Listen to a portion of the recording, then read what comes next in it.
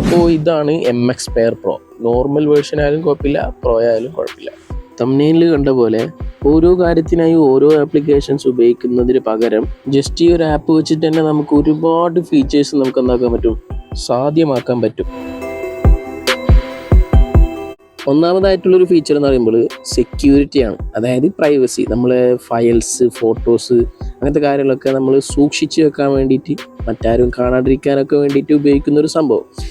ഇതിന് നമ്മൾ പ്ലേ സ്റ്റോറിൽ ഒരുപാട് ആപ്ലിക്കേഷൻസ് ഒക്കെ കണ്ടിട്ടുണ്ട്. അതായത് കാൽക്കുലേറ്റർ വഴി പിന്നൊക്കെ സെറ്റ് ചെയ്ത് അങ്ങനെ പിന്നെ രണ്ടാമതൊക്കെ അടിച്ച് അങ്ങനെ നമ്മൾ എക്സ്റ്റേണലായിട്ട് ആപ്പ് ഇൻസ്റ്റാൾ ചെയ്യേണ്ടി വരുന്നൊരു അവസ്ഥ.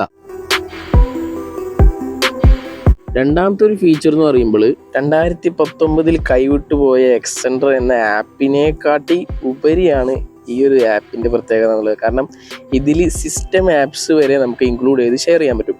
ആപ്സ് മാത്രമല്ല, photos, videos, files, games, documents, അങ്ങനെ എന്ത് വേണമെങ്കിലും നമുക്കിതിൽ ഫയൽ ഷെയർ ചെയ്യാൻ പറ്റും. വലിയൊരു കാര്യമാണ്.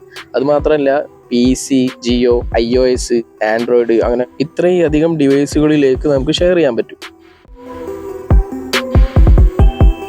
ഇനി അവസാനത്തെ ഫീച്ചർ എന്തെന്ന് വെച്ചാൽ, നമ്മൾ വാട്സപ്പിൽ സ്റ്റാറ്റസ് കണ്ടു കഴിഞ്ഞാൽ, ഇഷ്ടപ്പെട്ട് കഴിഞ്ഞാൽ നമ്മൾ ആ സ്റ്റാറ്റസ് ഈ ഒരു ഭാഗത്ത് വന്നിട്ട് നമ്മൾ കണ്ട സ്റ്റാറ്റസ് ഇവിടെ ഉണ്ടാകും. എന്നിട്ട് അവിടെ കാണുന്ന ഡൗൺലോഡ് എന്ന ബട്ടണിൽ ഞെക്കി കഴിഞ്ഞാൽ നമ്മളെ ഗാലറിക്ക് ഡൗൺലോഡ് ആവുകയും സേവ്ഡ് എന്ന ഭാഗത്ത് പോയി കഴിഞ്ഞാൽ ആ ഡൗൺലോഡായ സേവ്ഡായ ആ സ്റ്റാറ്റസ് നമുക്ക് എന്താക്കാൻ പറ്റും, വാട്സപ്പിലോട്ട് നമുക്ക് അപ്ലോഡ് ചെയ്യാൻ പറ്റും. ഇത്രയുമാണ് ഞാൻ പറഞ്ഞ ഫീച്ചേഴ്സ് എങ്കിലും ഈ സ്ക്രീനിൽ കാണുന്ന പോലെ ഒരുപാട് ഫീച്ചേഴ്സ് ഇതിന് ഇപ്പോഴും നിലവിലുണ്ട്. എക്സാമ്പിളായി പറഞ്ഞു കഴിഞ്ഞാൽ ഫയൽ മാനേജർ, പ്ലേലിസ്റ്റ്, വീഡിയോ ഉണ്ടാക്കൽ, അതുപോലെ തന്നെ മറ്റു നെറ്റ്വർക്കിലെ വീഡിയോ ഇവിടെ വന്നിട്ട് കാണില്ല. അങ്ങനെ ഒരുപാട് ഫീച്ചേഴ്സ് ഉണ്ട്. അപ്പോൾ ഈ ഒരു വീഡിയോ കണ്ടതിന് ശേഷം നിങ്ങൾ ബാനായ എക്സെൻഡർ അല്ലെങ്കിൽ പ്രൈവറ്റ് ഫോൾഡർ, കാൽക്കുലേറ്റർ പോലത്തെ ആപ്സ് നിങ്ങൾ ഉപയോഗിക്കുന്നുണ്ടെങ്കിൽ അത് ഡിലീറ്റ് ചെയ്തിട്ട് MX Player ഇല്ലാത്തവർ ഇൻസ്റ്റാൾ ചെയ്ത് അത് ഡൗൺലോഡ് ചെയ്ത് ഉപയോഗിക്കുക. വളരെ ഉപകാരപ്രദമായ ഫീച്ചേഴ്സാണ്.